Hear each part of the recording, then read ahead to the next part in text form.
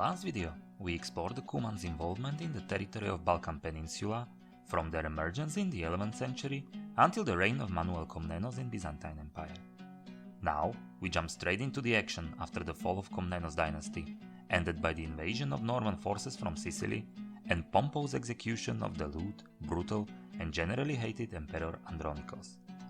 Even though the first ruler of the new Angelos dynasty, Isakios, appeased the major power player on his western borders, the Hungarian kingdom, and pushed out the weakened Normans, he couldn't put out the flames of the rebellion slowly brewing among the Vlachs and Bulgars. Who were these people, you ask? For the sake of simplicity, let's just say that the Bulgars were the settled agricultural inhabitants of this part of the Balkans, and the Vlachs were the mobile shepherds. Final impulse for this rebellion, organized by two brothers, Petar and Asen, was the establishment of a new tax aimed at the local population of Balkans used to pay for the emperor's wedding.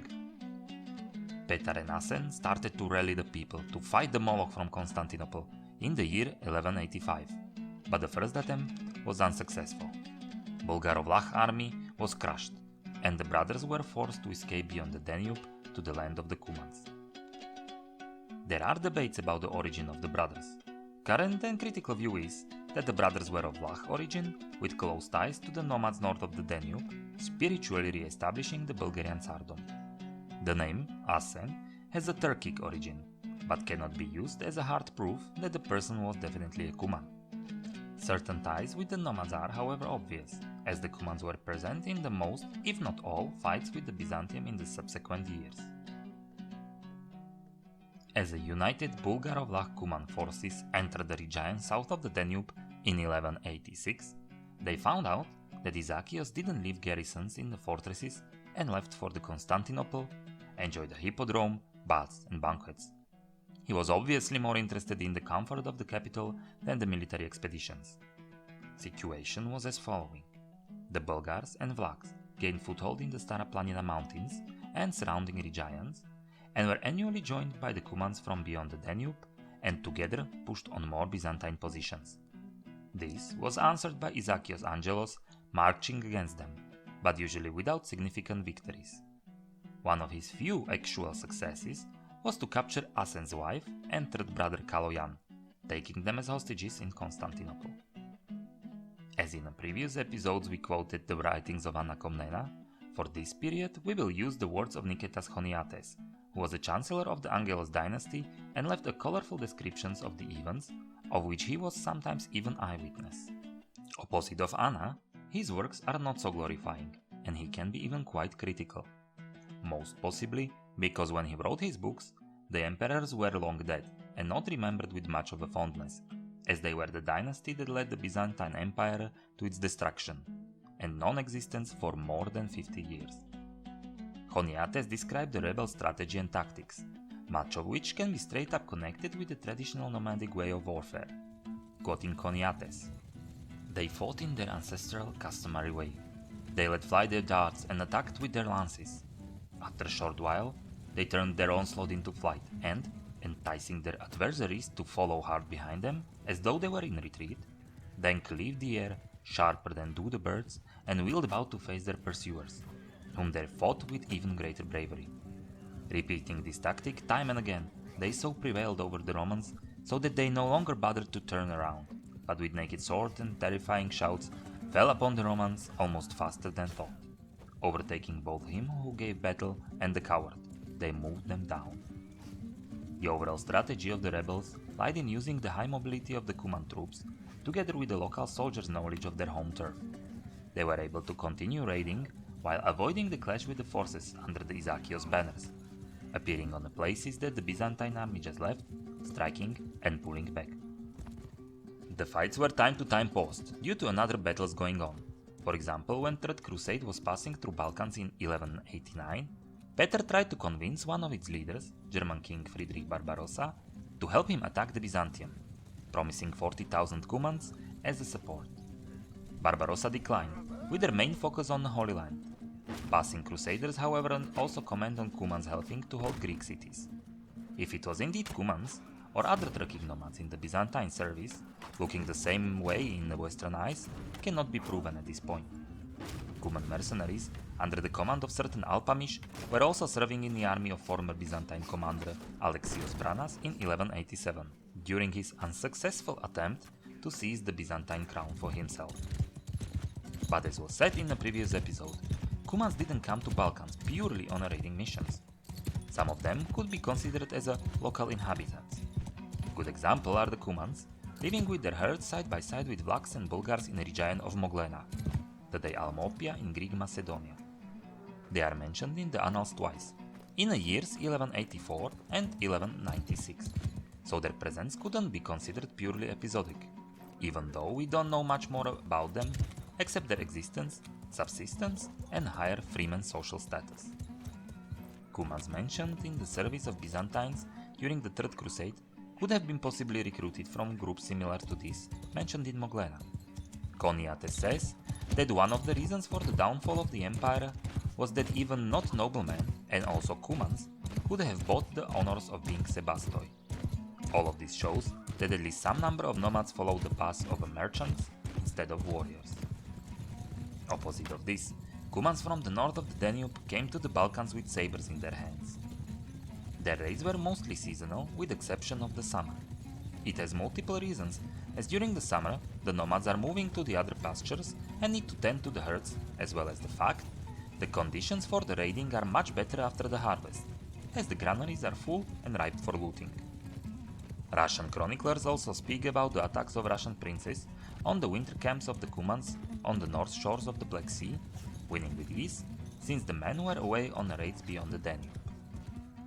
For these incursions, the Cumans had to cross the Danube, a huge river that span wide, with numerous side streams and oxbow lakes surrounded by wetlands. How did they do it? The answer is actually quite easy: by swimming. Let's quote the Choniates. The Cumans crossed the river by the following device. They filled the skin with straw and stitched it together so tightly that not a drop of water could penetrate within. It was then tied to the horse's tail and straddled by the Cuman, along with his saddle and engines of war, and navigated, as if it were a boat and the horse's sail, safely over the broad, open Istros. This way of crossing the rivers was common for the nomads in general, as various written sources testify this technique was also used, for example, by the Mongols. During the rule of Emperor Isakios Angelos, Bulgaro-Vlach rebels, with the help of the Cumans, thus gained the control over the territory of Paristrion, between the Stara Planina mountains and the Danube. In the year 1195, Isakios was blinded and overthrown by his brother Alexios, third of his name, and the decline of the Byzantine rule of the Balkans continued.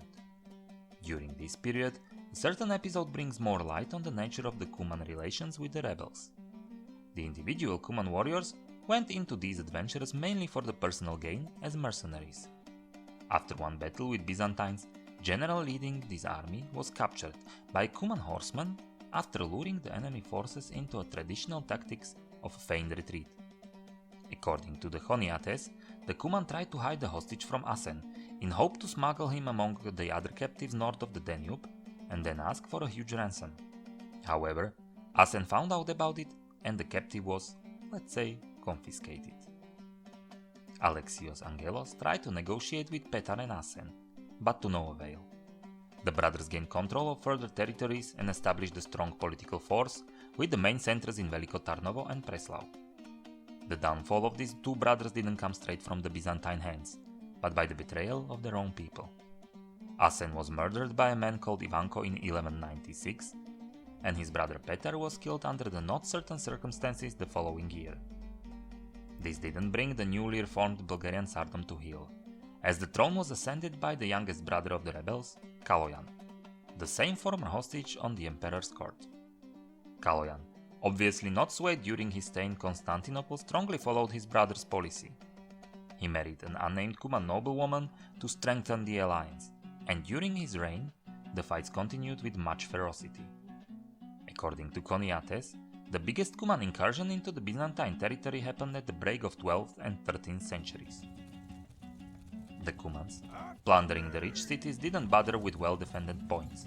For example, when the people celebrating a religious holiday in a village of Kouperion tried to defend themselves and put up carts in the middle of the square in a circle formation, The raiders didn't try to attack the fortification, but just robbed the people coming to the feast from the surrounding areas. After the Byzantine contingent hit on them on their way from Kumperion, Cumans quickly left all the loot and started to flee. Oblivious Byzantine soldiers jumped on the lure and straight into the trap and started gather the riches. Cumans used this distraction, turned around and crushed them. However, further invasion of Byzantine territory was halted by the Cumans temporarily leaving the alliance due to the aforementioned Rus attacks on their home pastures. Early 13th century brought to Byzantine Empire chaos and few changes on the throne, finished by the Fourth Crusade Knights taking over the Constantinople and establishing New Latin Empire in 1204. Kaloyan formed a very ironic alliance with the remnants of the Byzantine power in the cities of Adrianople and Didymotouchion, uniting with sworn enemy against the new threat on the horizon. Leader of the Latins, Emperor Baldwin, set up to Adrianople to crush the rebels, and Kaloyan with his forces and numerous Cuman auxiliaries went sometime later to leave the siege. He exceedingly used the Cumans and their typical strategy.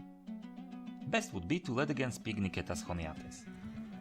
Kaloyan sent out the Cuman contingent with orders to attack the sheep and horses that fed on the herbage around the Latin camp, wishing to learn by these tactics the enemy's plans and troop dispositions. At first sight of the Cumans, the Latins eagerly took to their horses and lances. They charged full force, whereas the Cuman wheeled around in full retreat and shot their arrows from behind without interrupting their headlong flight.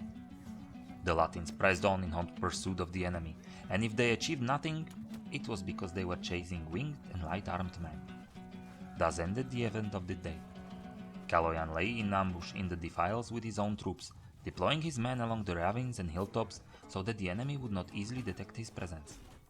He sent out a large number of troops from the Cuman contingent under the command of Kotsas.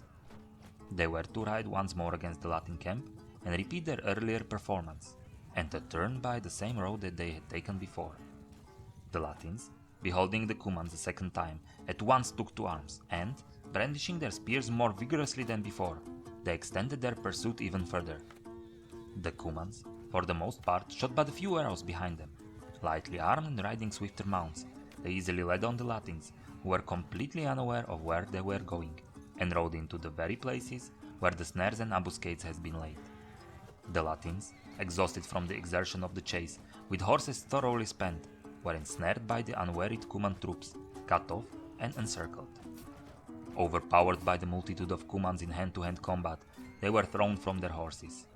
One was surrounded by many, the throats of the stiff-necked were exposed to the saber or to the noose, and many of their horses were mutilated. As the Cumans fell upon them like a never-ending black cloud, they could not disentangle themselves from the horses or find any means of escape. So fell the flower of the Latin host and those who were far famed for their prowess with the lance. Count Louis of Blois also fell, and Baldwin was taken alive and led captive to Mysia, whence he was conducted to Tarnovo, where he was cast into prison and bands were clamped upon his neck. And so, exactly 1 year and 2 days after the fall of Constantinople, the Latins suffered a severe defeat by the Cumans that halted their expansion and made possible the establishment of Nicaean Empire, the de facto successor of the Byzantine Empire. After this battle at Adrianople, Kaloyan rewarded the Cumans by giving them leave to plunder the cities and villages loyal to the Latins. Historians of that time describe the bloodlust and avarice of the nomads that probably took the words "you can take anything you can carry" to their hearts. As again Choniates writes, in their assaults, the Cumans plundered everything before them, and certain captives who were of exceptional beauty, they flogged and sacrificed to their demons by hanging them. There was no place of salvation or redemption. Some cities surrendered right away, some were burned, other only sacked. Interesting episode happens at Atiras that came to terms with the Cumans and promised them to collect a tribute. When the collectors stayed in the city for the night, suddenly a small contingent of Latin troops appeared, happily received by the local inhabitants in hope that they will help them against the Cumans. The Latins, however, were not even slightly in the mood of clashing with the Cumans and tried to disappear as fast as possible. Running away of the city, they encountered the Cuman scouting party and were quickly slain. The rest of the nomads then pushed on the Atiras with the help of their kinsmen that were in the city collecting the tribute.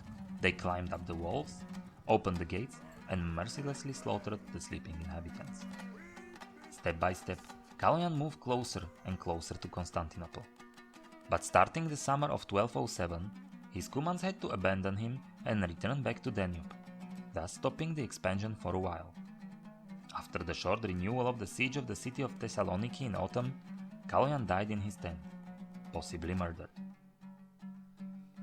Greek sources describe that the Saint Demetrios himself descended from the heaven and struck the unholy Bulgar by his spear, and some modern historians hypothesize that he could have been killed by his Cuman lieutenant Manastras. Although this is highly improbable, since the Cumans didn't have any motive to murder him, as Kaloyan was providing the good opportunities for the nomads to acquire much loot in the previous years and potential of even more. However, we cannot exclude the possibility that a single individual was approached by the Latins and paid for assassination. The Cuman army after this fled back to the land beyond the Danube, and Manastras himself apparently didn't enjoy any benefits that we know of. In fact, the Cumans helped to smuggle the rightful heirs, Asen's sons, to Rus.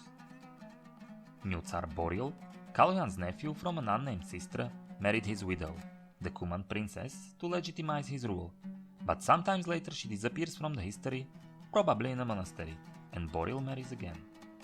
During his reign, the cooperation with the Cumans didn't stop, but definitely can't be compared with the time of his predecessors.